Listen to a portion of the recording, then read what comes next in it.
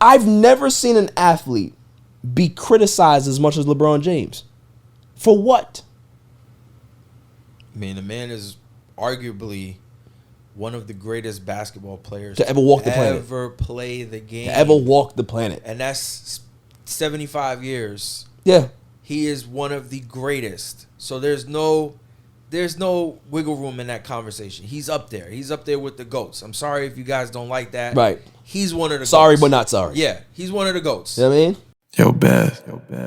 That shit crazy. On a Saturday, it's All Even with your boy Barry Grant. You can catch me on Instagram and Twitter at All Even Podcast. You can listen to the show on Apple Podcasts, Spotify, Google. I'm all over the place, man. And trust me, go to YouTube, hit that subscribe button, like, share, and comment because the page is growing. Claude, what's up, man? How you doing? On the ones and twos? Are you actually mic'd up today? We got a new intern in the building. Jimmy, what's going on, my man? You know what I mean? Nicole on the ones and twos. And my man Todd, how you doing, man? Listen, we got lots to get into today.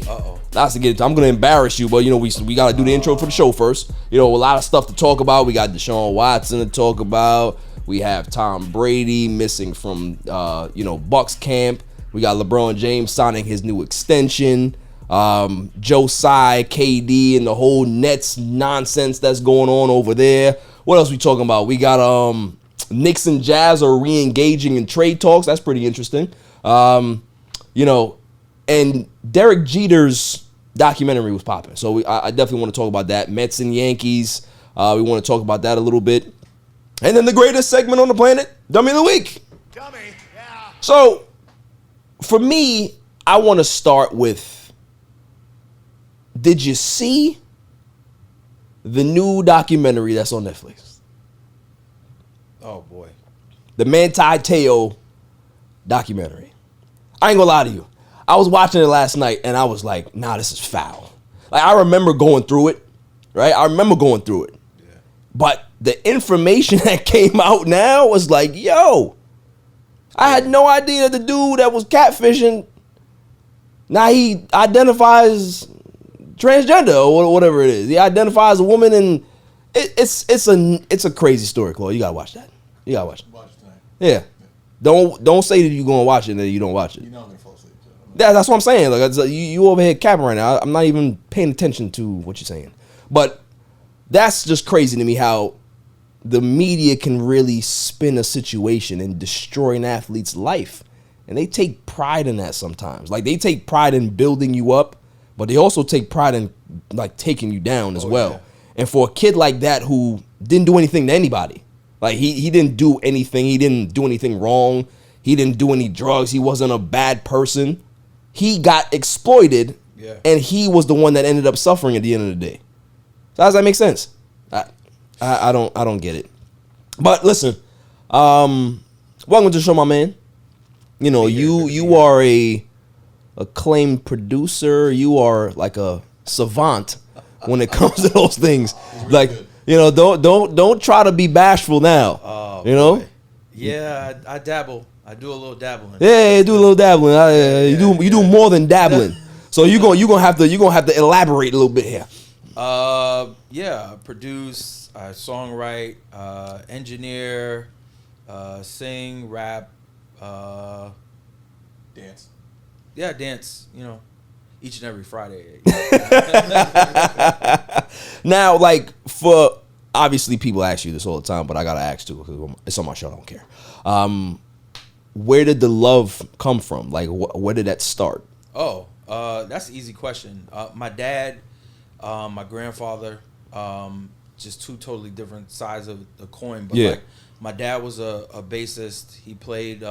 He toured with like Lisa and Pearl Jam, Full Force. Wow. Like actually, like Bo Legaloo is like one of my closest family friends. That's what's up. So, I got that from them, and then my grandfather was in the church, and he was a very like valued member of the church that we used to go to, and I used to sing kids choir, things like that. Yeah. So just singing around the house, and he had all the old 45s. Ooh. And he played everything. He played Sam Cooke, and he played Mahalia Jackson. He played the Isley Brothers. He played Stevie Wonder, and I just naturally just gravitated to that. Yeah, gravitated towards that soulful sound, and then my pops playing bass, taking me to studio. I remember being 4 or 5 years old, going to studio sessions, like jam sessions with the band, and just watching them just like gig out and stuff like that. So right. I've always been around it. My mom is like a professional socialite, so she goes to like all the parties. She's gone to like Albie Shore's party. Wow. So you had everything. You had everything, I had man. I was just all around all of it. Right. So I just caught the bug early. It was like, ask me when I was in kindergarten what you want to be when you grow up, and I was like, an entertainer. Right. That's it. I want to be Michael Jackson. I ain't gonna lie, everybody want to be MJ. Everybody want to be MJ. I remember I was weird like as a kid, man. I remember there was a time in class where you had to fill out that sheet of like what you wanted to be and who was your favorite singer and all this nonsense, right? And the teacher comes up to my desk and she says, "Oh, your favorite singer? Interesting. Celine Dion." I said, "Yeah." What's wrong with that? What's wrong? Like I was weird like that because I got exposed to so much like different type of music growing up. You know what I mean? Like 60s and 70s and country music and all this stuff. And like I used to play that stuff in the house. Like, you know what I mean? Like, Lord, you remember the nonsense I used to play in the crib? What was that song? 16 Tons? Yeah. Tennessee Ernie Ford, I used to play in the house, bumping. I had no, and people used to listen to it like, you're weird. I'm like, why am I weird? Because I like this. You know what I'm saying? There's nothing wrong with listening. Yeah. Man. Yes, I've always been off kilter, but I appreciate that type of history that you have, man, because obviously it's developed you the way you are now in regards to being so multifaceted and understanding your different skill sets. You know what I'm saying? Like you can be able to do so many things. It's because of that upbringing that you have. Oh, because of all of that range that they gave you. Without a doubt. You know what I mean? Yeah, definitely. I mean, I love country music. Right. How many people do you know growing up listen to country music? Besides myself, not much. Right. But I love country music. Yeah. They tell great stories. Right. Like, if you ever want to fix your life, just play a country music backwards. Facts. That's it. You get your house back, your car back, your wife back, your money back, everything. They give you the blueprint. They give you the blueprint. That's a good one. I like that. This is what you don't want to do. That's what you don't want to do, right? Oh man, that's funny. That's funny. But listen, man, we gonna segue into some sports right now. The biggest topic of the day, of the week, of the month, of the NFL season, unfortunately, is Deshaun Watson. Deshaun Watson and the NFL and the NFLPA have come to an agreement that he will get an 11-game suspension. So they moved up from 6 games to 11, and he's going to get a hefty $5 million fine. It's an unprecedented amount of money for a player to be fined. My thing was, if you can negotiate 11 games, why not give him the full season? For me, when I heard it, I was just like, it's just nonsense. Another day at the office. Yeah, it's just like, you know, they did that because the court of public opinion is like, okay, 50% of your audience are women. Mm-hmm. There was no way that women were going to stand pat for a 6-game suspension, right? No. But 11, how do you come up with that number? Okay, we're not going to give him 6. Give him 11. 11's fine. No. How about giving him the full 16? I'd give him 17. Give him the whole season. What's the point? And then, for me, the thing that bothers me the most is that he comes back against the Houston Texans. Mm-hmm. So you didn't think that was a plan? Oh nah, you know, we don't want to have him play Brady in week 11 or week 10. We're gonna have him play the Texans. That's a good storyline. You know what a better storyline would be? Then I have the motherfucker play it all. Facts. Let him sit out. I don't think he's fully learned his lesson. No, he hasn't. I mean, he came out with that bullshit apology. Oh, dude. I'm sorry to the women. Did you hear about that, Claw? All right, so I'm gonna give. No, that's fine. I'm gonna give you the timeline. So the suspension comes down. He sends out a press release, saying that, to the women that he affected, he apologizes and blah blah blah, and it was pretty contrite, right? You could have just left it there. We were all accepted that. People would still have their opinions about him, whatever, but they would have accepted it. Yeah. As soon as the ruling is done, the first thing that the Cleveland Browns do is give him a hot mic. Give him a hot mic. They put a mic in front of Deshaun Watson, and Deshaun Watson stands there and says, I've always proclaimed my innocence. I'm listening. That. So you go from having your agent put out a release, you apologizing to the women that you affected, but then when they got you on a hot mic, you proclaim your innocence, that you did nothing wrong. Yeah. And on top of that, the owners, then they're hot mic'd up too. They said, oh, well, we have to stop trying to cancel people. We got to give them a second chance. I agree with that. But his explanation was like you're accepting his behavior. No, you're not supposed to accept the behavior. You're supposed to be the owner and say, listen, we're going to talk to Deshaun. We're going to make sure that he stays on the right path. We don't want this type of business anymore. And, we're going to give him the benefit of the doubt and try to see if we can be able to push forward. Don't stand on your square and look like a dummy. Facts. That's the problem. So you're going to go send out a press release, but then you're going to say that you're innocent. Yeah, he's still proclaiming his innocence. He's still going to try to push to prove his innocence. How? Yeah, I didn't nut on the girl. I nutted next to her. That's what we're going to do? Yeah, pretty much. I'm innocent. Listen, here's my thing, right? After seeing that press conference that he had, I have one opinion about Deshaun Watson. I don't think he's a smart person. I think, like, when you talk about, I'm not talking about football IQ and how you break down defenses. When I look into his eyes, there's nobody home. Yeah. There's nobody home. So, like, speaking to somebody like that, you're not doing anything. You can be able to sit him down, give him all the information and say, this is what you're not supposed to do. This is how you're supposed to live your life. And it ain't registering because he's an idiot. Mm-hmm.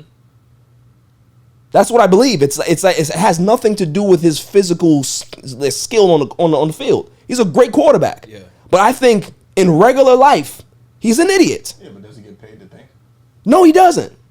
But if he doesn't get paid to think, don't put a mic on him right after this whole deal. Give it time.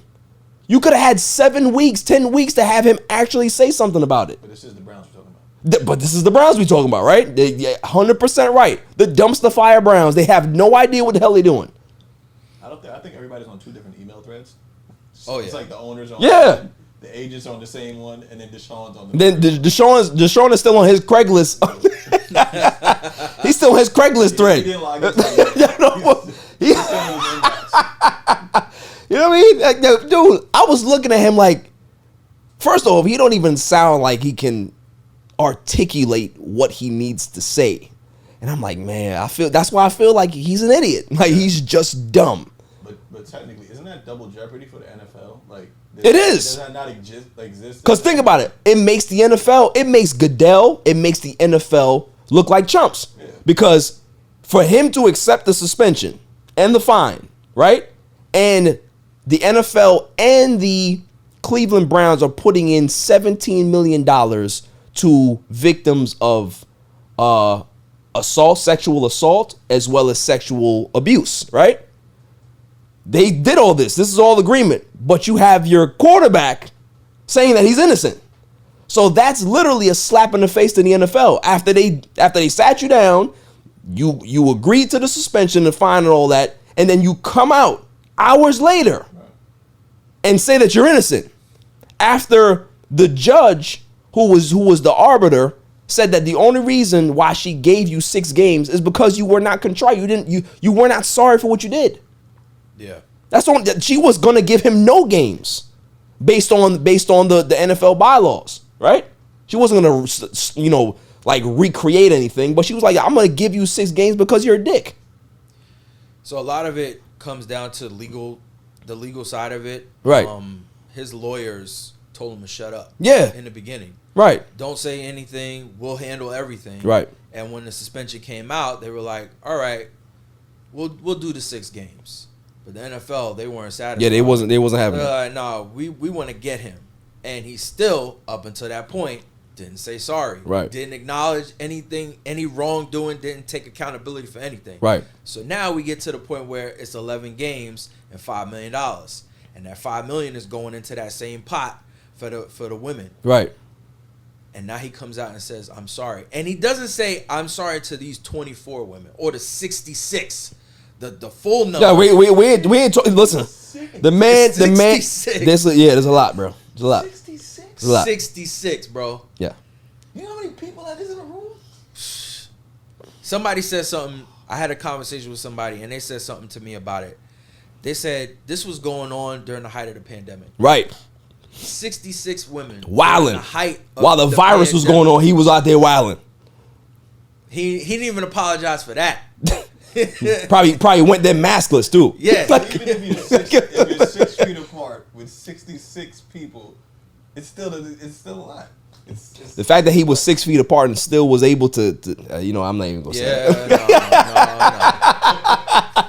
I'm not even gonna go there. We gonna leave that one. I started to put the. I started. Yeah, I'm doing my Columbo thing right now. I can't. I'm gonna just leave that alone. Yeah, man. But yo, it's crazy. But like that's just a guy. He just doesn't get it. No. Like he just doesn't understand that whatever you do in your personal life is your personal life, right?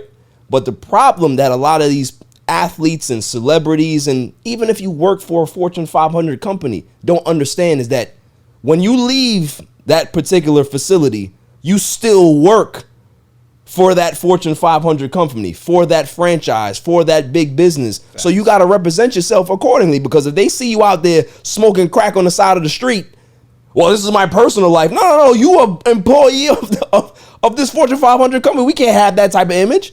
We can't have that. So it's like people just feel like they can do whatever they want to do because you're giving them certain amount of money and they feel that they have all of this leeway to do that. Nah, you got to be professional. You have to live your life a certain way. It's why they've given you so much money. It's based on your skill, but it's based on an investment that they believe that you're going to live a certain way, you're going to perform a certain way, and this is why we give you these particular monies. Facts. That's the way it is. What we're talking about, again, we're talking about Cleveland, who snatched up Kareem Hunt like right away. Right. So, and I don't even think Kareem Hunt fully paid for. No. So, I mean, this is Cleveland. Yeah. This is the same team. This is the same organization with the same ownership. They're gonna keep doing this. Facts. It doesn't matter. Facts. If anybody else can come off the street and beat somebody up or do something, they'll look into him. They'll look into him. Oh, can he knock somebody down on the ground? So can he throw the football? Right. Did you see how he knocked that person out? Maybe he can do that for us. Yeah. Like that's how they think, because they're idiots. Yeah. I always say desperate franchises, they will have certain years, right, where they're good, but they're never consistent because they don't understand how to operate as good. They have no idea how to operate like a regular business. They operate in chaos. So because of that, this is fine for them because this is what they've always done. And look at the Browns in the past couple of years. Like, they've been decent right. season. But then toward the end of the season, dumpster fire. When the lights are on, yeah. It's like, all right, yeah. Cleveland hasn't been good since Tim Couch. Facts. Cleveland hasn't been good since Jim Brown. man, that's where they got the name from, right? Like, we just gonna recreate the name. Jim Brown. Go ahead. Like Jim Brown was the guy. That was the only time that they was good. That's the only time I can remember, right? And at the end of the day, who really gives a fuck about the Cleveland Browns? Like the what makes me laugh is that, okay, he got the 11 games, but were they really contenders before that anyway? Were they? Like if Deshaun Watson did not get suspended, right? If he didn't do all this wild shit, are they a Super Bowl contender? They had a glimmer maybe a year and a half ago. Okay. Before the whole OBJ thing happened. Right. At that point, they were at a point because their run game was solid. Right. Kareem Hunt and Nick Chubb were dominating. Right. On the field. But then Baker showed out to be who Baker really is. Right. And then the internal problems with OBJ, they lost all that. And it happened at the same time where the season was winding down and they were in position, but they, pulled the lights out. All right. That was it. Yeah. Because of the Browns. Yeah, basically. Yeah. That's fine. Browns are gonna Brown. Browns going Brown. That's it. That's my whole thing that I took away from it is that Deshaun Watson, the lights are just not on. Like you can be able to speak to him and play, Deshaun, you know that, there's certain money you have to invest and you put this away for, for your retirement and stuff. Like he just like, and then 3 hours later he buys a new Maserati or a Ferrari or whatever it is, and that's like in the back of his ears, Craigslist. Right. He that's all he hears. Like, you had D-Hop probably telling him when he was with the Texans, listen, fam, like, there's a certain way to how we move with these women. Like, you know what I mean? Like, we have a system here. So if you wanna get down with that, I could teach you how to do that. And he's like, Craigslist. Craigslist. If you go on it, they will come. If you go on it, they will come. If you're right, they will come. Like, he's just different. He's just different. So, moving on. I don't like what I'm seeing out of the media, Taj. No. My issue is that when certain players have to remove themselves for personal reasons, there's a reason why there's a statement there or that phrase is there, personal reasons. Why can't the media just leave it there? And the reason why I bring this up is because Tom Brady has left the Buccaneers for personal reasons. I have some speculation as to why. I'm not going to say that that's what it is.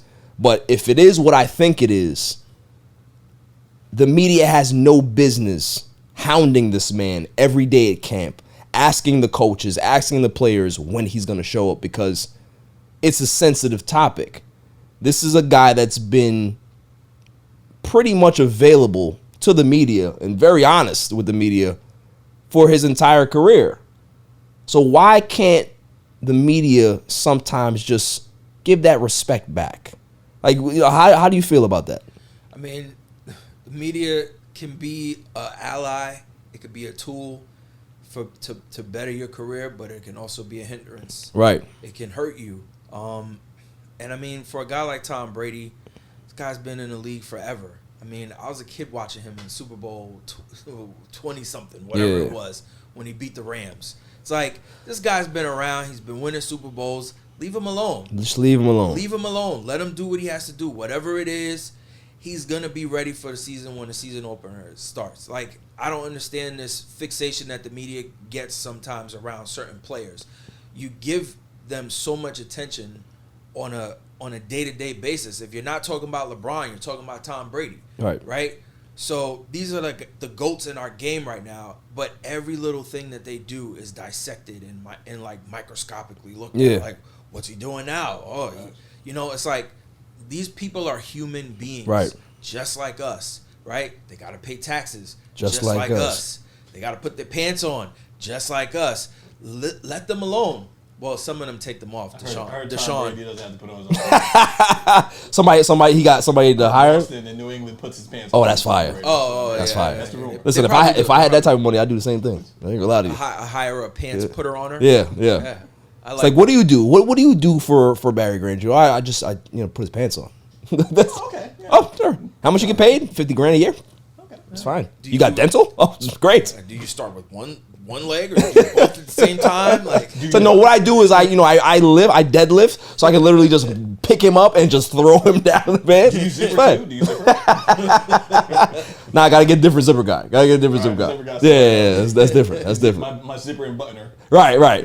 You know, that's different section. Yeah. So but listen, we have to respect these players' privacy. yeah, Like, it's not all the time where I believe that the media should know what's going on with the player in their personal life. That's their personal life. Like, if it happens on the field, all right, fine. You can be able to dissect that however the fuck you want to. But if he's off the field and he wants to be off the grid, allow him to, because I'm sure when he returns, he'll be able to answer any questions that you want, right? Yeah. As long as he feels comfortable with that. I don't see why me as a player or me as a coach have to constantly answer questions about my star quarterback that has a personal issue going on. yeah. I would snap. I would literally make sure that particular person who's asking me that question will feel this small. Oh yeah. I would make sure I do that, because it's like, if I were to come to your house, kick your door down, and see you with your Playboy magazine in the bathroom, am I going to ask you what section you're reading? Or this is your personal business? Like, let people do what they have to do. Like, I don't need to know what goes on in your personal life. That's not my business. My job is to cover the athlete when they're here, not when they're away. Yeah. He's not suspended. He's not fined from the team. It's not a insubordination type of situation. He has a personal matter. And 9 times out of 10, when it's a personal matter, it's family. Yep. And when it's about family, you leave it alone. All the way. All the way. Boundaries. There's boundaries. You know what I'm saying? And for me, that's why God didn't make me an athlete. Maybe he gave me the gift of this, because if I was that type of athlete, I'd probably be like Lawrence Taylor. I'd be like Lawrence Taylor. All right. Yeah. I'd be like Albert Bell, Oh, okay. Barry Bonds, those type of guys. I was gonna say one. I'm gonna say his name. Yeah. Dark. Yeah, don't get too dark. Don't get too dark, you know. But we'll talk more about this after the break. Yo, it's your man DJ G Money from that Flip the Script podcast. You see it? We in the studio right now. Flip, shut up. Yeah. Whoa, listen. Shout out to the All Even podcast. My man Barry Grant Jr. What's up, man? What happened? What you want to say to the people? Shout out somebody else's podcast. Yeah, don't make it to join. What's up? All even. All Even podcast. Yo, it ain't even up here, boy. We put this. Yo, what's up, man? All even. Yo, you. Oh my God. What's up with you, man? Now that's a shout out. You keeping this? Yeah, keep all that. You want to jump All on the even camera? podcast, right? Yeah, all Shout out even. to All Even podcast, right? All even. That's your man. My man. All right, shout out to All Even podcast. 100%. He cool. Is he cool? Let me see. Is he cool? Yeah. What are we doing, G? What's that about, G?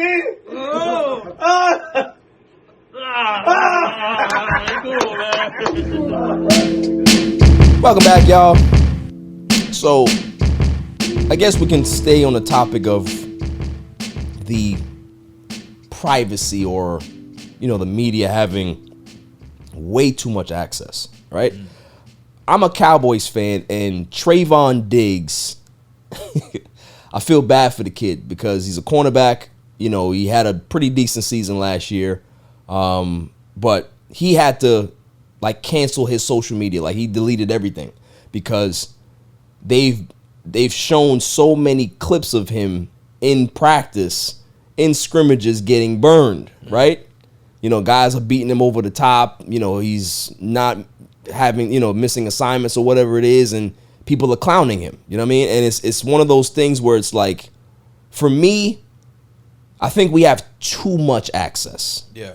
As fans, we have way too much access to know what's going on in these camps, because how we grew up, boxing was a big thing. Boxing was huge, right? Tyson, you got all these other guys. But could you imagine if we had access to their sparring sessions where a certain guy may have connected and put Tyson on his ass?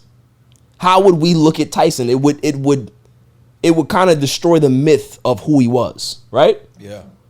why do we have to constantly do that to our athletes today? There's a reason why they're athletes. Why do we need to see them getting burned? Why do we have to have so much access?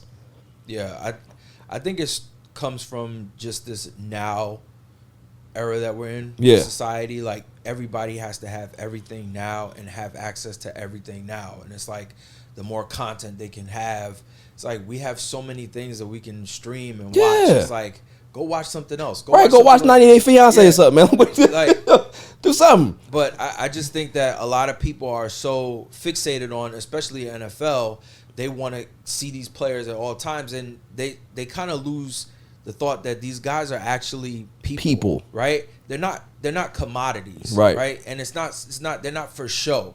And off season training camp, that's what it's for. It's for you to get smoked, to get it right, so you can get it right when the season starts. So you got to leave these guys alone. Just watch Hard Knocks, right? That's it. Watch the finished product. You know what I mean? Yeah. Because you know what happens. Like, you know what it takes to do Hard Knocks. Like, how many takes that they have to make, how many mistakes that they make. It's not a perfect thing where they just do one shot. Okay, we're out. Like, it's a production. That's the whole thing. So it's like, if you would have full access to see how that actually works, I'm sure people would be like, man, I don't like the way that is. I mean, look, a couple of years ago, AB got in trouble because he filmed the locker room session right after the game. Yeah. Like, you can't do that as a player, so the media shouldn't be trying to do that. I agree. In training camp. Yeah. You have the media, and then you have the, I won't even say sub-media. It is sub-media. No, there is sub-media. There's sub-media, and then there's the fans that are just have as much access as right. the media. Like, it's exactly. You're 100% right. The security guard in the facility is like, oh yeah. Right. they want everything is clickbait and going viral. So they want to have access to these players so that they can say, look, I just caught him doing this, so I can put it on social media and get 1,000 likes. Exactly. It's like, yeah. But when you do that, you're taking away the integrity of these players Absolutely. and the game. Like, sometimes you gotta see, like, there has to be some mystery. Yeah. There has to be some man behind the curtain pulling all the strings. You can't know every little thing that's going on. I completely agree. You gotta just watch the sport. Yeah. And enjoy it for what it is. It's like how comedy shows do with the big acts. Like, you can't have a phone at a Chris Rock show. You can't have a phone at the Dave Chappelle show. They put your phone in this little ass bag. Like, when I went to go see Chris Rock and Kevin Hart at Jones Beach, you know, me and my girlfriend, we had these little like pouches, and we had to throw it in there, and you can't use it. Like, if you try to take that phone out the pouch, they kicking you out. Right. You know what I'm saying? So maybe that needs to happen in sports. Maybe that has to be like where it's like, okay, when you get here, you can be able to take pictures of the athletes. You see them on the field and all that. But once practice actually begins and they start to do things, phones go away. You got to take these. It's accountability. It is. And you're asking people, you know what I mean, that feel like they paid their right to. Right. That's another thing. I have the right to do this. It's bootlegging. It is bootlegging. You don't own the rights to the production that's going on, so you can't really film right. it. So, you know, it's where we are in time right now. Yeah. Everybody wants to feel like they have all the access. It's too much. It's too much for me. It really, like, for me as a longtime sports fan, it really just it dumbs it down for me, man. Like, I don't like what I see. Like, could you imagine? Like, I don't know if any of our great athletes that we hold in such high regard back in the day could survive in this era. No. I don't think so. No. Because of how they grew up. Like, you know what I mean? Now, obviously, this is a different environment. These people we grew up in social media. These guys are now, you know, they grew up a part of this culture, but still doesn't make it right. Still doesn't make it right. No. You know what I'm saying? So it's like, for the NFL, I think the NFL needs to step in, because for a guy like Trayvon Diggs, I'm sure that there's other players, you're now affecting his work. You're now affecting his psyche going to work. Like, he has to now worry about or ask or answer questions about some viral video. He's not worried about trying to get defenses down or whatever scheme he's trying to lock down, or, you know, he had to study the playbook last night or whatever it was. He has to answer questions about going viral. That's bullshit. Yeah, facts. Like, I just saw one with Elijah Moore and Sauce Gardner. Right. Lined up against, and they're saying, oh, like, you're putting them against each other. Yeah, they got to practice against each other, but you're every day. somebody's psyche. Yeah. And so either the rookie's not going to develop or the sophomore's not going to Right. develop. It's just keep that on the Just wraps. keep it on the wraps. Sure. Like there's no because like you as an organization, you have to protect your investment. Yeah. You have to. So if you invest all of these millions of dollars, you need to make sure that whatever outside sources are trying to take away from that investment, you gotta nullify that. You gotta eliminate it. Simple. Facts. Like that maybe that doesn't fall on the NFL. Maybe that falls on the actual individual organizations. You know what I'm saying? Because think about other sports. We don't get much access in the NBA like that. In practices, no.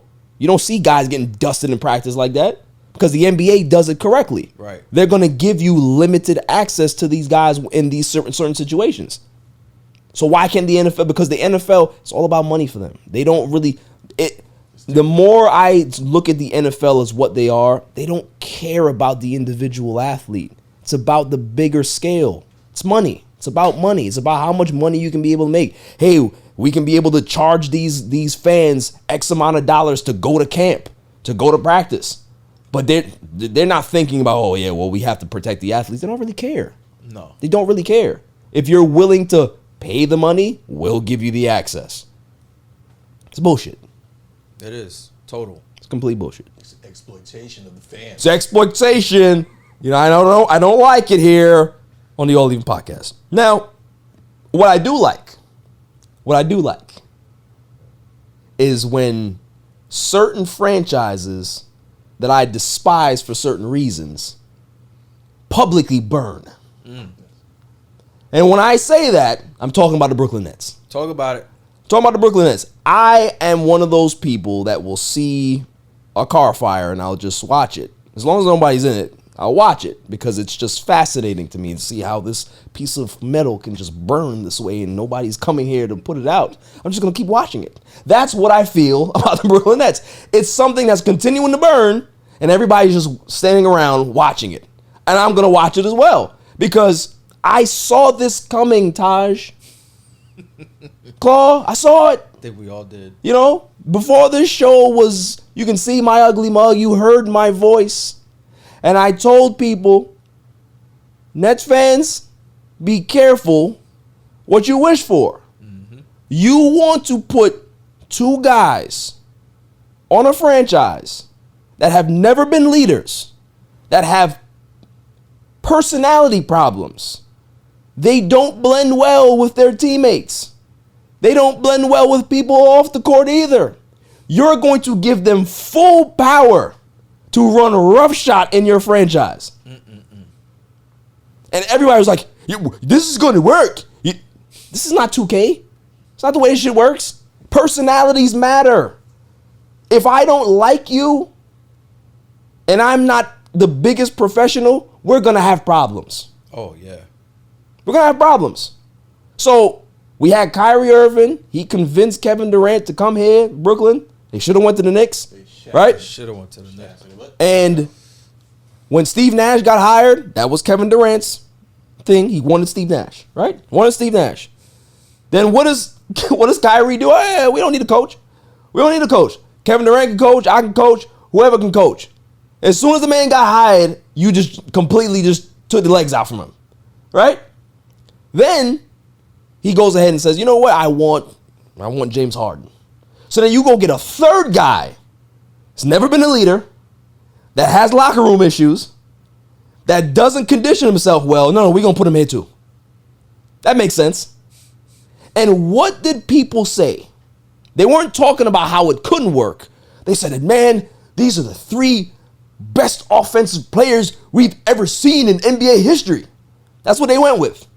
While me, on my little podcast, would say, Nets fans, be careful what you wish for. You putting these three personalities together that have no idea how to control a franchise, and those are the guys you're going to trust? Okay. So now we're here, right? Now we're here. Kyrie Irving took as much PTO time as he wanted to. Don't want to get vaxxed, all this stuff, right? Sage in the building and all this shit, right? You got Kevin Durant, you know, going crazy on fans on social media. He always does that. But now he's saying that he don't want to be a Net no more. He wants to be traded. So the Nets, they don't want to trade him. They want to run it back. So he met with 𝐥𝐢𝐤𝐤 in Paris and still said, I want to get traded. Now, we're like 2 weeks later and nothing's happened. 𝐥𝐢𝐤𝐤 doesn't want to trade him. My thing is, why hold on to something that doesn't want to be there? Money, yeah. That's the main Well, I thing. mean, Definitely money. The dude just signed a 4-year, 90-something million. I agree. Not the 200. Yeah. Yeah. You gotta make So that back, bro. you got to give some of that back, or you got to play for some of that. All right. I agree with that, right? But my thing is this. You made the mistake. You gave these 3 players power, and they destroyed your franchise in a very quick, fashion. Press the reset button. Yeah. Say to yourself, I'm gonna keep the front office the way it is. I'm gonna keep the coach. I'm gonna keep him a GM because my GM has done well. He's made some mistakes, but I think he's done a pretty decent job. And we just gonna reset this. And the people that we get in here from now on are going to be, they're going to be locker room guys. We're going to draft kids that are about team, that are about organization first, and we're not going to headhunt and chase superstars anymore. There's nothing wrong with that. The Nets fan base has been a shit dumpster fire for decades. Yeah. The only time that they had a little bit of success with Jason Kidd, they had back-to-back finals back in the early 2000s, right? But other than that, there really has not been much success for this franchise. So I don't think that Nets fans are going to look at you and say, you lied to us, what are you doing? They're used to it. They're used to rebuilding. So just press the reset button and do it the right way. Don't try to salvage it all because you decided to give him a 5-year extension worth $200 million or whatever it is. You chose to do that. You chose to give somebody who's never been a leader, who's always just wanted to hoop. You gave him that money. You gave him that power. He's not Steph Curry. If you give that power to Steph, Steph is not going to abuse it.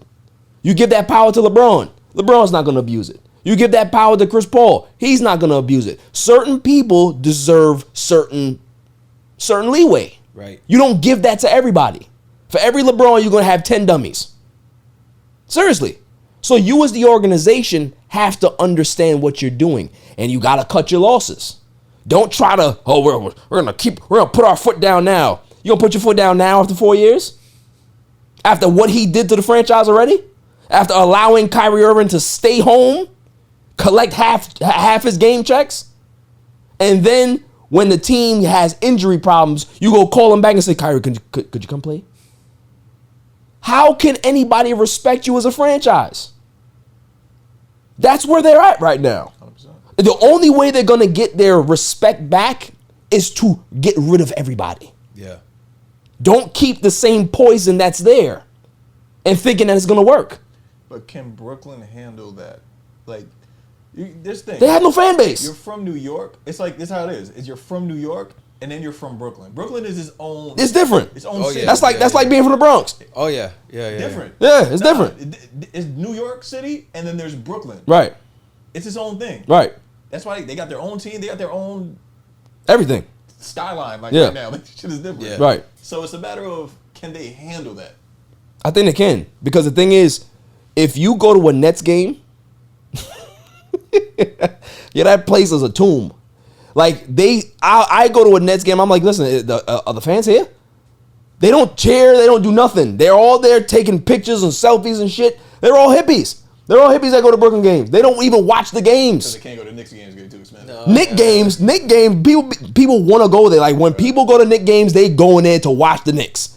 When people go to Brooklyn games, they just go there to go. They don't care about they don't actually care about the game. They don't. It's a different feeling in Right. the garden. So like like my son, your kids, right? They're gonna, if they choose to be Nets fans, they're going to be the next generation that actually becomes real fans. They don't have real fans right now. The real fans that are Nets fans are Jersey fans. Facts. And they isolated those fans because they moved the team from Jersey to Brooklyn.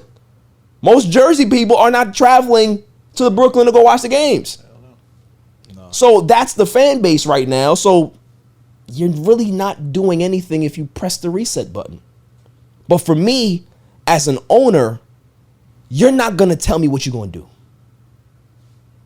Because for me, I would take it personally. I'm a billionaire.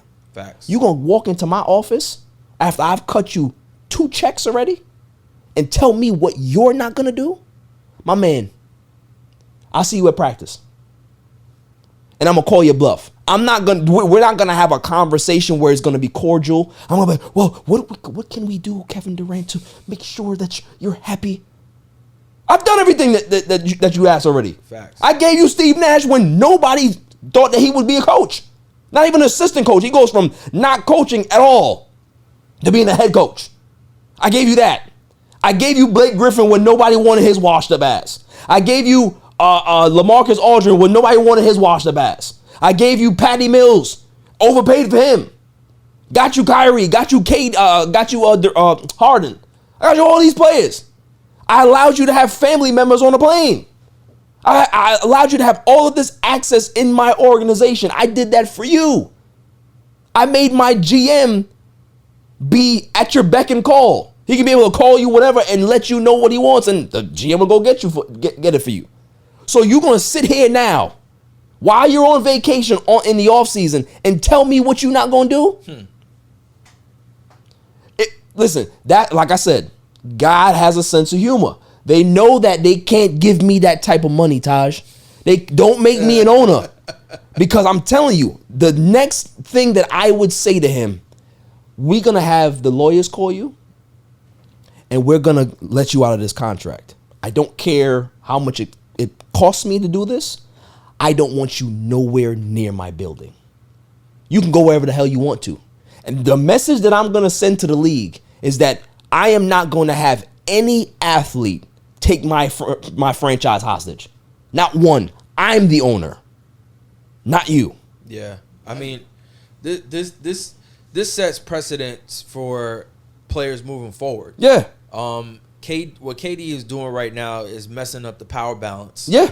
LeBron was the guy who ushered in the player empowerment Right. movement, but KD took it and was like, "I'm gonna do what you did, but I'm gonna do it worse." Right. Harden, same thing. Harden, all of these guys. Yep. Like, it's ruining the Yeah. the thing that people don't realize is they get on LeBron about him wanting to build super teams, but LeBron has always obligated his contract. Exactly. He has never forced his way out of a team. Never asked for a trade. He's never asked for a trade, and he's never gone to an owner or a GM that we know of and said it's either me or them. Right.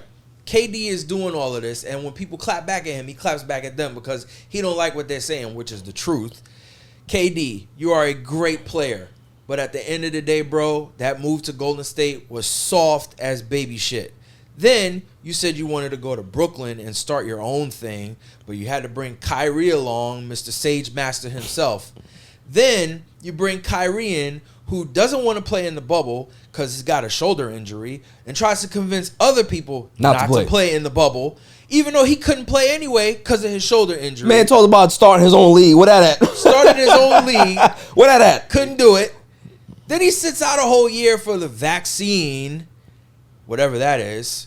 And then he says, I'm going to come back and play half the games, half the season.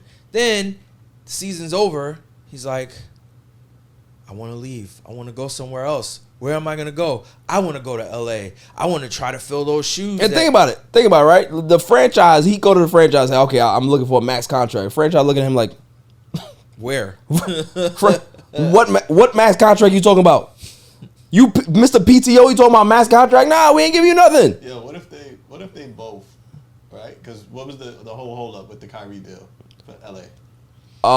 Well, They want the future. LA wanted the first round. The Nets said that they wanted both picks, and LA wasn't willing to give up both picks at the time. Now it's different. Okay. It's different. I'm going to get into that a little bit. They both try to go over there. Would that happen?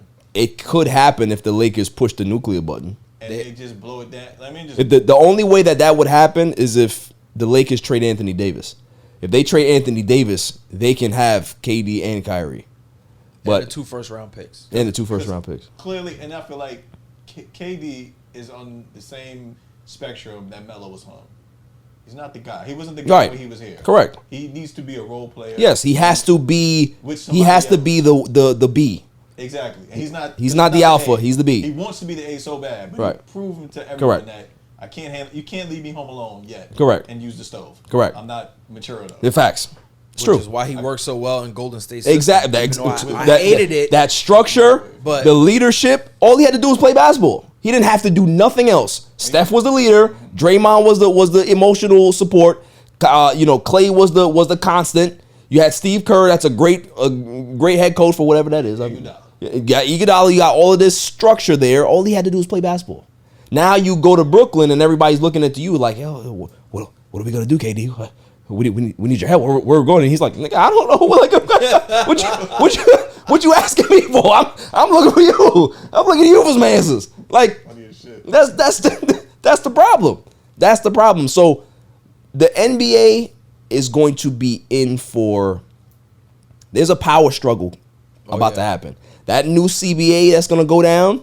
We may end up having a full lockout, not having any NBA games when that new agreement or negotiation goes down, because the owners are going to give you all of these examples and say, this is why we don't want this new CBA anymore. We want power back. When's that going? It's in a couple years. Yeah. In a couple years. A timeline countdown for that? That'd be great. Yeah. It's a couple of years, man. Trust me. So everybody enjoy the NBA now, because you may not have it for quite some while. Yeah. When that shit goes down, because the owners are going to have to get power back. And I'm always pro player, but in this situation, you got guys that fuck it up for everybody.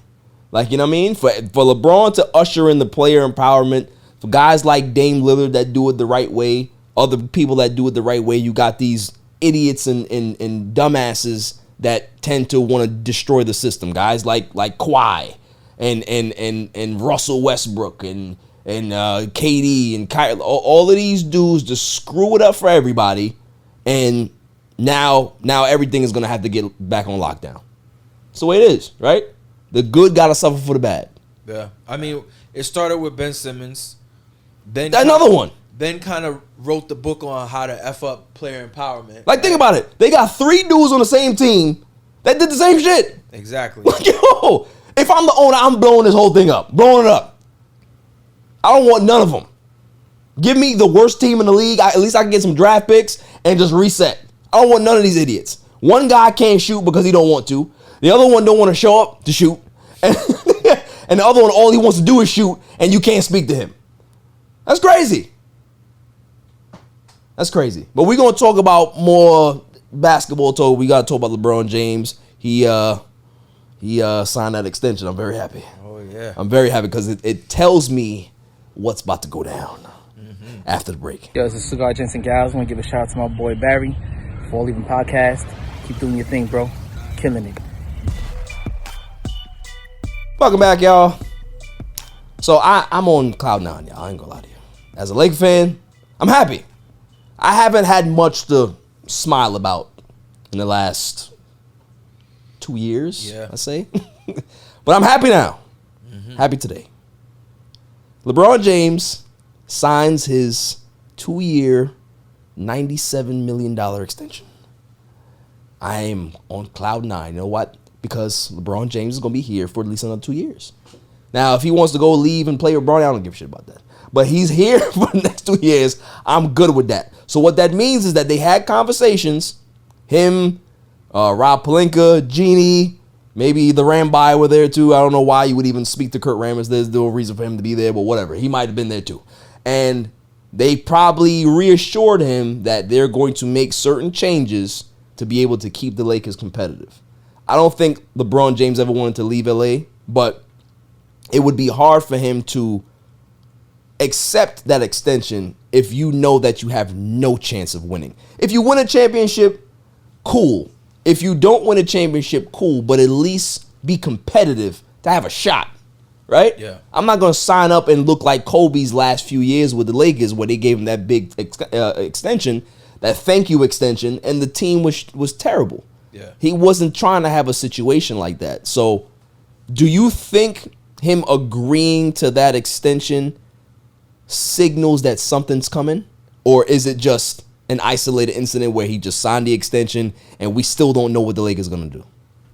I mean, to be honest with you, LeBron should have took the money because the guys played. This is year 20 now. Yeah. He's going in. When he was in Miami, he took less money. He restructured his deal every year. He would sign these 1-and-1s so that he could always have the team could have cap flexibility. Now he's at the twilight of his career. Take the money, man. Yeah, I ain't gonna lie to you. I think, you have a lot of people out there, some pundits, you Skip Bayless and some other people saying that Skip, that he should take less money to have the team have more assets. But as an athlete, right, that's not my business. My business is I'm in the business of making money. I'm in the business of competing, right? I'm going to take all the money that I can get, and I'm going to let you figure out how to work the cap. That's not my business. They got people that go to school to be able to know how to finagle the cap. Facts. That's not my business. My business is to sign this money that you got in front of me and take all of it.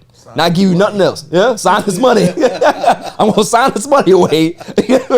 Like, that's the thing. It's like, it's not my job to give you back funds. It ain't. No. And I mean, the other thing too about it is if he would have said, let me restructure this 2-year deal, fans would have criticized him for how many more players you need to sign on the team. Exactly. Trying to build another super LeBron team. wants another super team.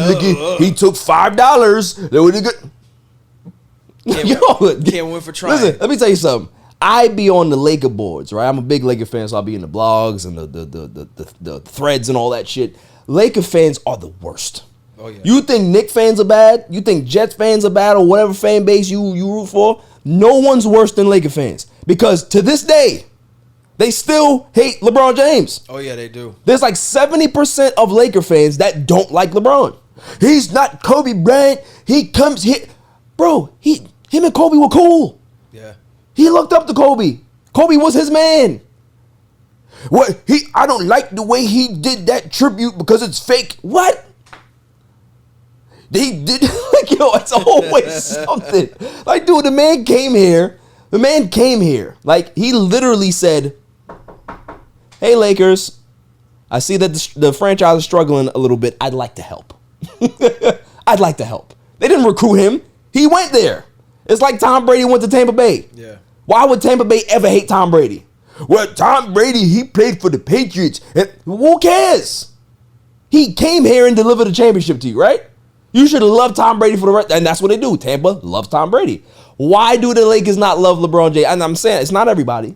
But you got those Kobe stands. We got friends, bro, that I argue with them every day. I'm my man. He's like, yo, I'm a Kobe fan. And, LeBron James, I just don't like the way things worked with LeBron. I said, let me ask you a question. I always ask this question about Kobe stands. I said, do you know that Kobe demanded a trade out of L.A.? Oh, yeah. Do you know that Kobe wanted to be a Clipper? Oh, yeah. Do you know that Kobe wanted to be a Chicago Bull? Oh, yeah.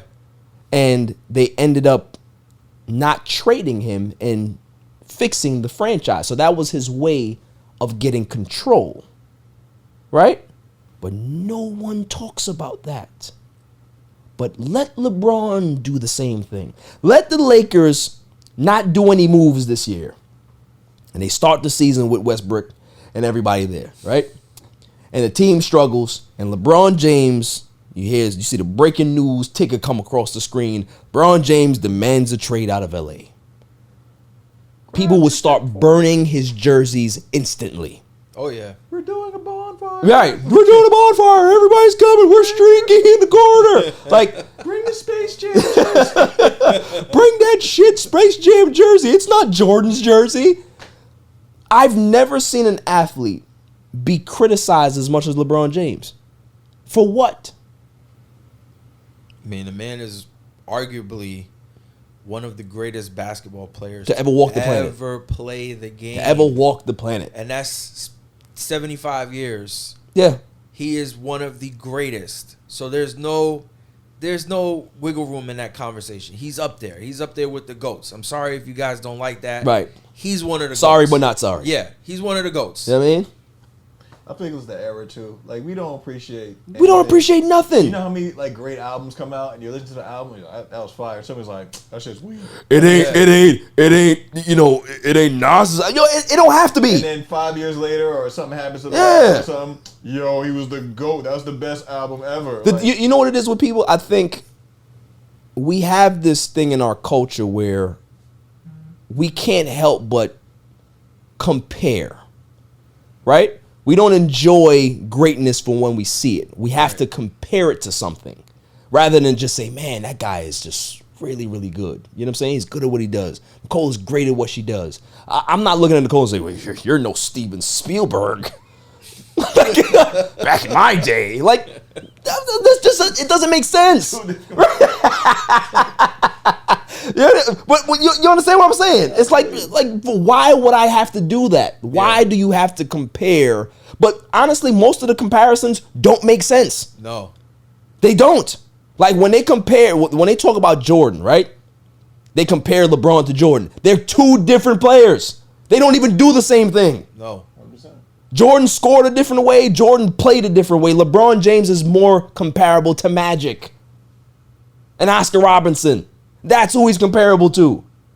But because people don't look at Magic Johnson as one of the greatest top 3 players of all time, they have to look for something. Jordan. Yeah. You know that people that were before Jordan's era don't look at Jordan as the GOAT? You know who they look at as the GOAT? Kareem Abdul-Jabbar. Facts. Kareem Abdul-Jabbar is the GOAT. Nobody wants to talk about Kareem. He's the all-time leading scorer. 6 championships, 6 MVPs, 19 All-Star appearances. 19 All-Star appearances. Man played over 20 years, right? Nobody wants to. Nobody never talks about Kareem as being the GOAT. Jordan, it's Jordan. You see his shoes? The only man in the NBA to have an unstoppable move. Skyhook. But that's what I'm saying. It's all about the media wave. Nobody's kicking down the door for Kareem. Everybody cares about Jordan. So it doesn't matter what athlete comes after this, they're always going to get compared to Jordan. Everybody. Giannis, when he starts he's continuing his domination. Jordan knew how to shoot jump shots. Giannis doesn't shoot. So he doesn't have to shoot. He's killing without shooting. And now when he starts to shoot, well, he's not a better shooter than Jordan. Like, what are we doing? Like, yo, it's nonsense. It's annoying. And the same thing is going to happen in football. Justin Herbert, he's going to be ripping the place there. He's new Tom Brady. What does he have to be? He doesn't have to be. Just appreciate the guy for what he does. He came to LA. He won a championship. I appreciate that. If he wins another one, great. But at the same time, he's going to get his jersey retired in 3 places. Name another player that does that. Name another player that has that. And one Cleveland and one everywhere. Yeah, I think right now in the moment of it, all of these, LeMickey chants and all that stuff, when he's retired and gone from the game, oh, they're going to miss it. They are going to miss him. Yeah. Because I don't think anyone else right now that I'm watching, I mean, you got the Jaws, you got the Jason Tatums and guys like that, Luka and all those guys. Giannis, yep. But none of those guys are going to have the same impact that LeBron has had over the last 20 years in basketball. And think about it, too. Not even just basketball, Taj. Outside of basketball. Talking about outside of basketball. What he's done for the game. What he's done for kids in his area. In Akron. Like, creating a school. You know you had people criticizing the man? Well, that school there's a whole bunch of subsidies. It's not his money. So what? He created the school. He built it. He got the ball in motion to make other people pay for it. There ain't nothing wrong with that. Nope. That's what you're supposed to do. No, it's crazy because the thing about him is like he became what he was supposed to be. Right. From high school. Name another athlete that lived up to the hype and then went over the cliff. Yeah. Like no one's ever. Granted, these guys normally make it to the first year. Who's your man that got signed? He's like 400 pounds now. Ooh, Zion? Yeah, exactly. He's supposed to be he's supposed to be the next LeBron. He's the one, and he's like 1 and 10 pounds over. Yeah, 10 hamburgers later. Yeah.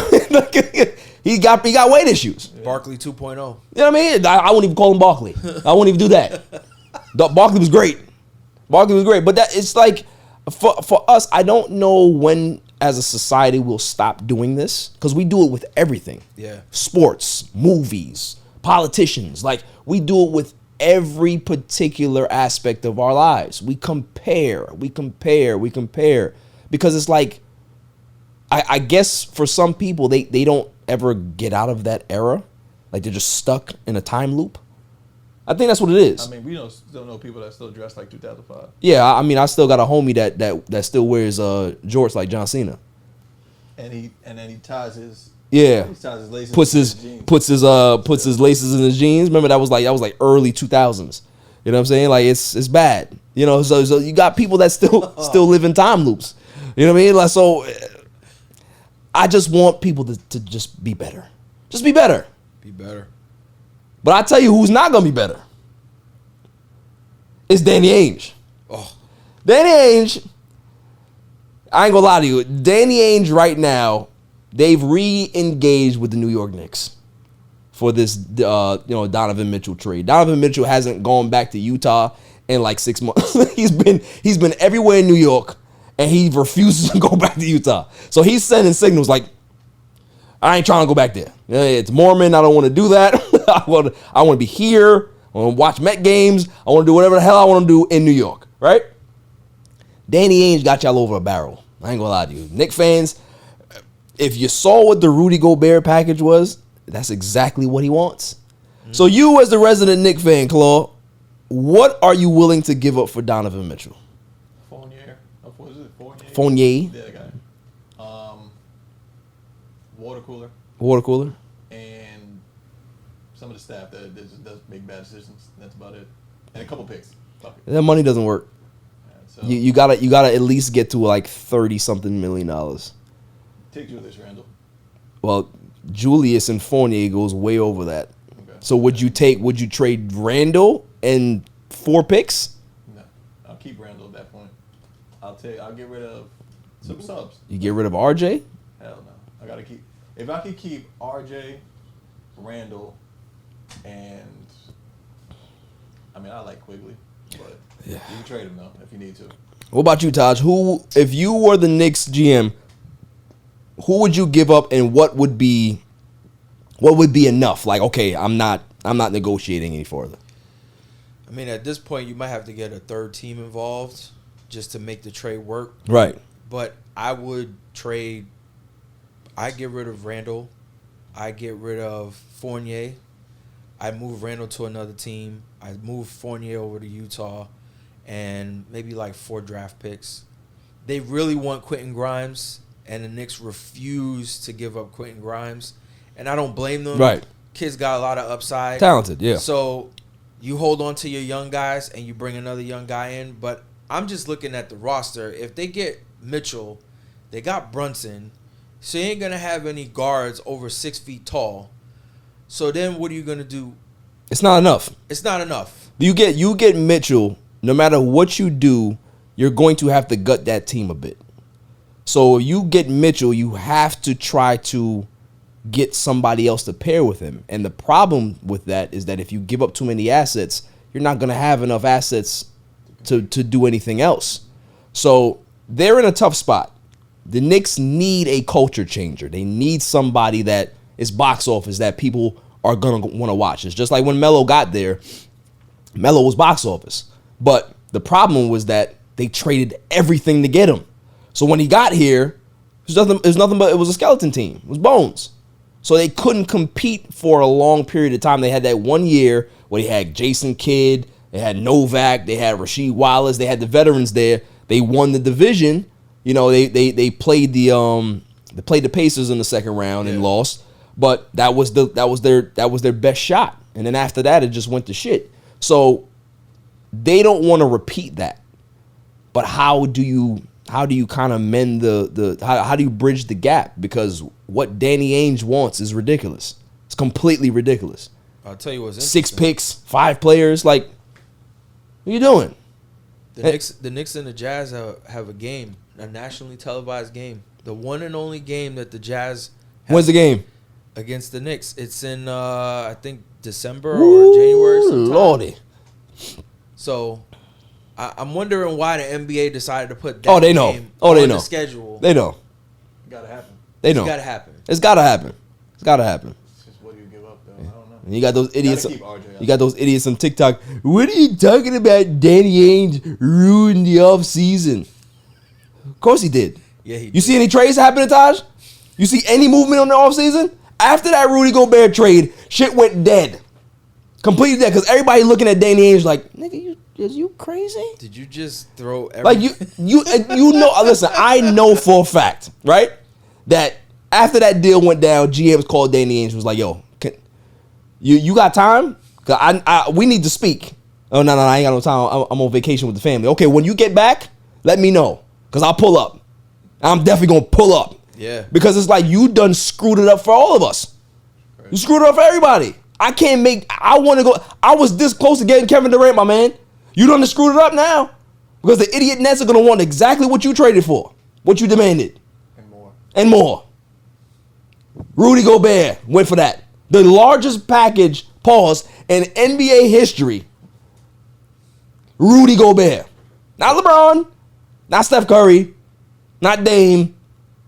Somebody who's a liability offensively. He shut down the league, right? And he bring COVID into the league. Yeah, exactly. So he shut down the league with COVID. He shut down the league with this trade too. You need that guy. Yo, it's the worst. It's worse than everything. Yo, he's the worst. The guy can't switch on a pick and roll. He can't get out to guard the three. It's the absolute worst. He's terrible. Terrible. And you got Absolutely worth it. And you got people. You don't know. Danny Ainge is great. Stupid. Just Danny dumb. Ainge is a plant. He came over from Boston Yeah. to screw things up Yeah. for everyone else. Message. That's all it is. Stupid. Listen. Moving on. You're a Mets fan, right? From Queens. Queens, right? Nicole, she not from Queens, and she She gets a pass, though. does she? She does. How'd she get a pass? She went. Oh. You know what? All right. There you go. There you we go. That's fine. That's all right. She's born into She it. get a pass. She's born into She it. has the mark. Yeah. How do you feel about the Mets this season? I think they got a shot, man. Yeah. I really do. This year feels different. Yeah. Their rotations are good. Their pitching is oh my gosh, the pitching is amazing. Man, when Diaz comes out on that field, man. Ooh, yo, you know that entrance is fire.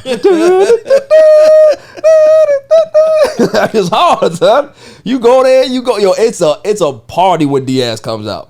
You need that in New York. Yeah. Especially in Queens. Yeah. Like, Yeah. For the culture, Yeah. you need that. Nah, we identify with that team so much, man. Like, you know, me growing up as a Met fan, like I took to that team because they were right there in Flushing. Like if they were in Jersey, or I wouldn't take to them like that. If I had to go to the city and go watch the Mets, it wouldn't be the same. They in Queens. They literally in Queens. You know what I'm saying? And it's just that it's that culture, man. It's the vibe that you get when you go there. The ballpark is beautiful. You know, the new owner that we have, Steve Cohen, protect that man at all costs. Like he's a fan, and it shows in how he's operating the team. You know what I'm saying? So I'm with you, man, in regards to it feeling different. It just has this real feel. The last time I felt like that was 2015. They had that type of team, and that team went to the World Series. You know, we lost, but you know, it was a great season because it was great camaraderie. It felt like a real team. You know what I'm saying? But the Yankees, hey, listen, you gotta give the Yankees some credit too, because they've had a good season. I think Aaron Judge, he's having a historic season right now. I think he has 46 home runs right now, so he's on pace to break Roger Maris's home run record for the Yankees, which is great. They're struggling a little bit offensively right now, but you know they'll be able to get it together. Jimmy doesn't really care about the Yankees, right? That's what I like to hear. That's what I like to hear. You can stay here now. That's fine. Anybody that likes the Yankees, you gotta go. Yeah, you said any paperwork, you're good. But I bring this whole baseball thing up because one, I love baseball, but I decided to watch Derek Jeter's The Captain 7-part series on ESPN Plus, and it was he was the only Yankee outside of A-Rod, Reggie Jackson that I respected. You know what I'm saying? But watching his story just made me respect the man even more. Oh yeah. You know, is the fact that, you know, grew up in Kalamazoo, Michigan, grew up, you know, had biracial parents. His father's black, mother's white, and dealing with that dynamic growing up. You know, people didn't really, if you think about Derek Jeter as an athlete, right? We never heard the media talk about that with Derek Jeter. No. They never discussed his biracial parents. They never discussed his background. They never discussed anything like that because they looked at him as if he was colorless, right? OJ. Yeah. I'm not black, I'm OJ, right? So, and hearing him talk about it and saying that it bothered him for people to not think that he was black or he identified with whatever his background. He identifies with both sides of it. But for them to not even like acknowledge it made it seem like he was above race. Nobody's above race. You are what you are. Right. You know what I mean? But what I've realized is that people pick and choose who they want to disassociate that stuff with because they like you, because you're a good person. Oh, we don't see color. If any person that says that to me that doesn't see color, I got a problem with you because color is everywhere. Mm-hmm. Just because you don't see it don't mean I don't live it. When he got signed and went back to Kalamazoo, Michigan, he said the first encounter that he had with racism, that he was crossing the street with his homies, and some dude pulled up in a car and was like, "Yo, you can go back wherever you go, wherever you were." N-word, you know what I mean? Like, and for the first time, like, he's looking at it like, "Why would you say that to me?" You know what I mean? Like, there's no but that's how people look at you. Doesn't matter how great you are playing baseball, no matter how many hits you get, no matter how many great interviews you do, and how the media looks at you and what type of darling you are. That's who you are. And if anybody doesn't respect that, I don't respect them. And it was great. It was great seeing him kind of speak about it, because as an athlete, when he was doing his thing, he just cared about playing. He just wanted to win. He just wanted to do what he possibly could do for the Yankees to win. And couldn't worry about the social issues as he was playing. Now, as he's retired, he's starting to do more. He's starting to express himself more. He created the Players Tribune for players to be able to speak about certain things that they can't speak about with the media. Derek Jeter did all that. You know what I'm saying? So, you know, just watching that documentary, man, I respect the guy so much. Yeah, Jeter's a legend, man. Yeah. I mean, I think about that 2000 World Series, the Subway Series. That was a great time to be that alive. you talk about like turf wars. Oh yeah, Nicole. Like that was the end of like the old New York though. Yeah, like that was the end of it. The next year, shit just got weird. Like you were born in 2000, right?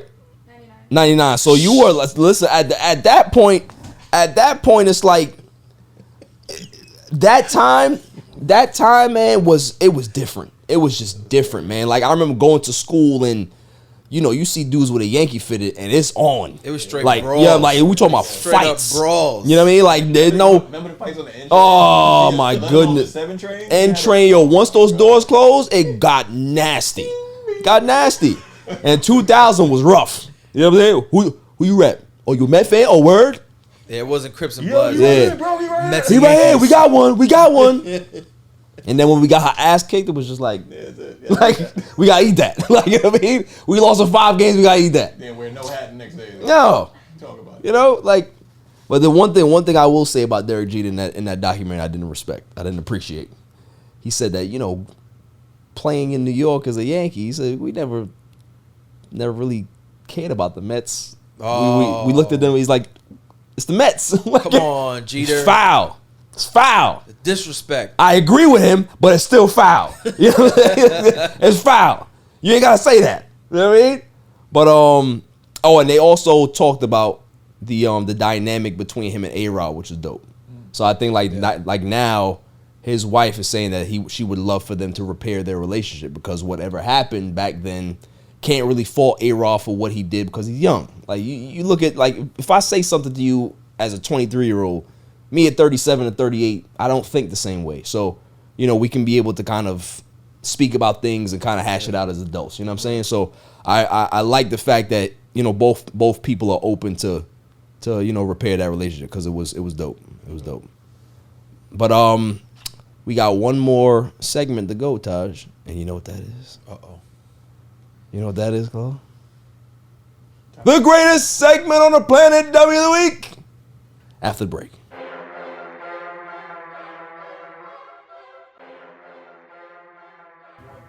Welcome back, y'all.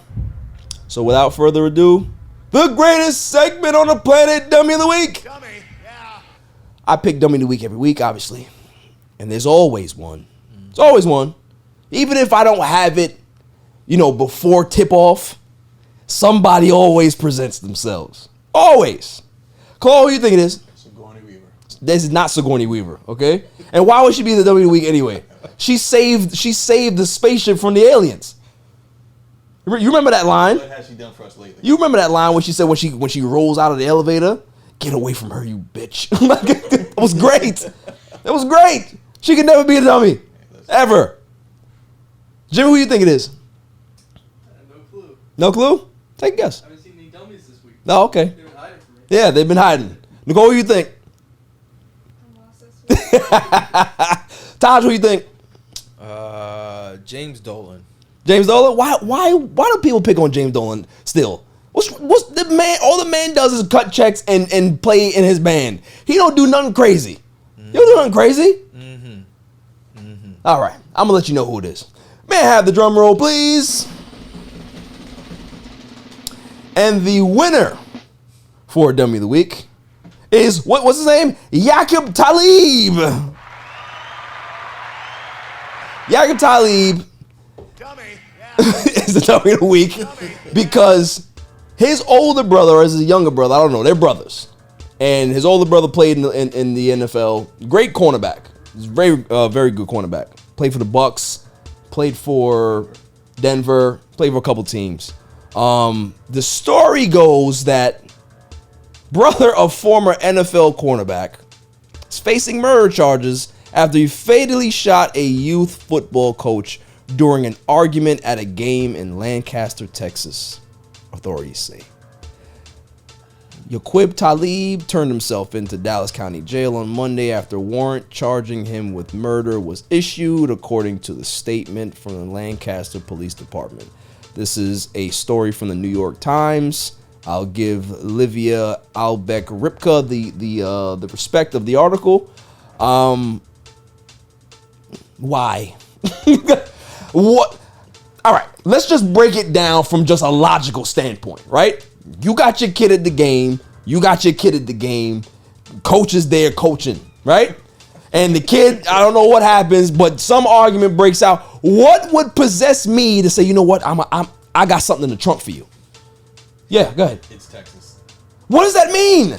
Oh, yeah. Open carry? It's Texas. Yeah, that makes sense. Texas has a license to kill technically. But over a football game though, fam. It's Texas, bro. It's Texas. You just said it. I'm gonna say it again. They're big on football in Texas. In fact, I agree with that. Guns. They'll kill you over. So basically, the way I see it in my head, because I'm crazy, right? You know, somebody's like, you watch how you talk to my son on the field. If he wants to go ahead and run through somebody, he can run through. No, well, you're not gonna do that. You got to tackle the right way. Or you can shut your book up, and then he just goes in the trunk and like that's wild to me. Yeah. Like, it's crazy. Yo, this is one of the wildest stories I've ever heard.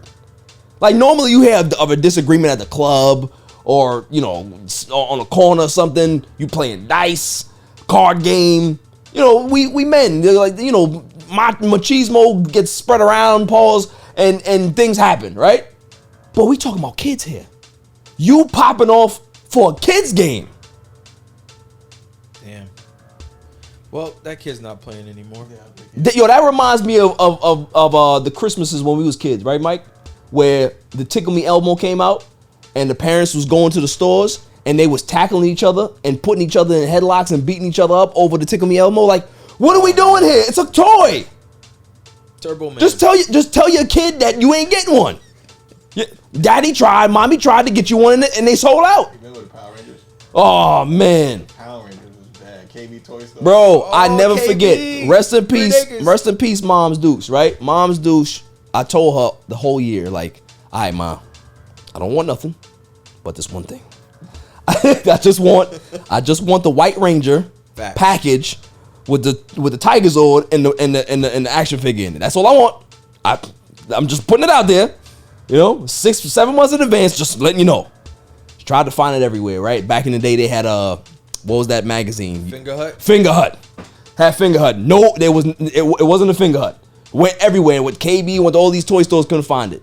So me and her in the mall one day, and it's probably like maybe 3-4 days before Christmas, and one of those little pop-up huts, man, had one Tiger Zord left. And mind you, retail price on this shit was like $50 maybe. And the man charged my mom $150.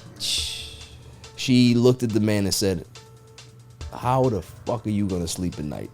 She threw the money at him and grabbed the Tiger Sword, and we left. Mind you, I'm fucking 8 years old? I don't know what the hell's going on. But it's like, I understand how parents can do things for their kids, but there's a level. Like, if there was one Tiger Zord there and some other parent was coming out of left field and she wanted it, there's no way I can see my mom throwing a hammer fist on this lady's face trying to get this Tiger Zord for me, because I look at her like, you crazy. Why? Our parents should not be doing this to their kids. Like, you can't take the game more serious than what your kids are taking it. You got to be there to support your kids. You got to be there to back up your children, not take over the game. So he's going to lose his freedom now because somebody talked crazy at a kid's game. Think of the rationale. He's in jail. Yeah, somebody was talking to me wild crazy. Where was you at, man? You said you playing dice? Nah, I was at my kid's game. You a dummy. You're not going to get no credit for that. They going to look at you. So you in here for that? Food. We taking his commissary. We making sure we take his commissary. Make sure we watch him. What we doing? Nah, man. I think at the end of the day, parents have to realize that their kids still need time to develop, and their kids still need time to be kids. Yeah.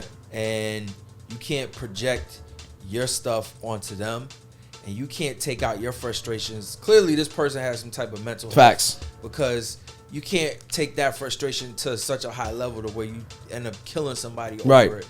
So I just think that he's going to have a long time to self-reflect and think about that. Think about what he did while he's cuddled with Big Bubba in the cell.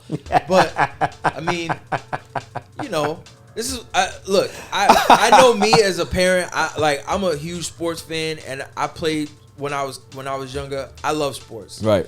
My kids, my youngest, he's playing basketball right now. I don't push him because I know what his limits are. And if a coach or somebody who's there to inspire and uplift this person, my young son, tells him, hey, I need you to work harder. I know they're doing it because they love and they care about that kid. Exactly. I'm not going to go to the coach and challenge the coach. And challenge the coach. That's not my job. Right. If anything, I'd be the other way around. Me and my son would be in the car, be like, listen, man, you know the coach told you that you gotta practice a little bit. I'm gonna tell you straight up, you trash. Right? You gotta do better. Like, you can't be running out there looking like that. The feel is this way. You can't be running the other way, man. You gotta make sure that you practice and do the right thing. The coach is there to help you get to the next level. Don't look at the coach crazy, because then I'm gonna look at you crazy. That's how it used to be back in the day. Like, Facts. Our parents would never look at us and be like, yeah, we're going to back you before the coach. They're going to look at you like, whatever the coach is saying, you need to listen to the coach. It was parent-teacher night. Yeah. Straight parent-teacher night, right? I already said it right. You're not running. Right. Run. I didn't know that this was happening. Barry. What's going on? You got to figure it out, man. Get your ass. You know what I'm saying? Thank you, coach. Thank you for giving me the insight. We gonna handle this when we get home. You knew what that was about. Yep. Nowadays, you don't talk to my son like that. If he wants to finish in ninth place, it's fine. No, it's not. Everybody gets a trophy. For what? Why does everybody get a trophy? No. Hey, I say this about my own kids. I always try to push them and encourage them to try their best. And sometimes you're going to fall short, but it'd be nice to come in first place. Yeah. It would be nice. It feels good to win. Yeah. I tell you that right now. Don't embarrass me. Come in first. Don't embarrass me. Come in first place. When you just do it. Hey, when you leave the house, you know if you're not first, you're last. That's it. Right. That's it. Not first, you lost. I mean, it's like, you know, for him to go this wild and like lose his freedom over this, like you got to be the biggest idiot on planet Earth. No, he's definitely the biggest. Like, you know what I mean? Like he's definitely up there. So what's his name again? Jakob? Jakob Talib. You are the biggest dummy on the planet right now. There's nobody bigger than you. But you're a winner for Dummy of the Week. That's all for this show. Chloe, I appreciate you. You know, the fact that you mic'd up. I mean, you know. We renegotiating. We are not renegotiating anything, okay? Jimmy, I appreciate you for coming in, man. You know, seeing how this whole thing works. It's nonsense. This circus that I've built here. Nicole, she's the ringleader. So, you know, don't think it's me. It's this one over here. Cole on the ones and twos. Taj, I appreciate you coming through, man. This was fun. You know, you dropped your knowledge on sports, you know, on life, on telling the kids that they need to step it up. That's right. You know, we don't coddle children here. Nope. Right? We tell them that they trash and they need to do better. That's right. So that's what the message is on the All Even podcast. We will bash children. Okay, I have no problem with bashing children here. Nope. Right? I gotta be honest. None. Gotta be honest. So until next week, stay safe, stay cool. Peace. You can catch me on Instagram and Twitter at All Even Podcast. Listen to the show on Podbeam, Amazon Music, Spotify, and wherever you find your podcasts available. And check out my YouTube channel, All Even Podcast. And don't forget to like, share, and hit that subscribe button. My son is the champ, so get over it.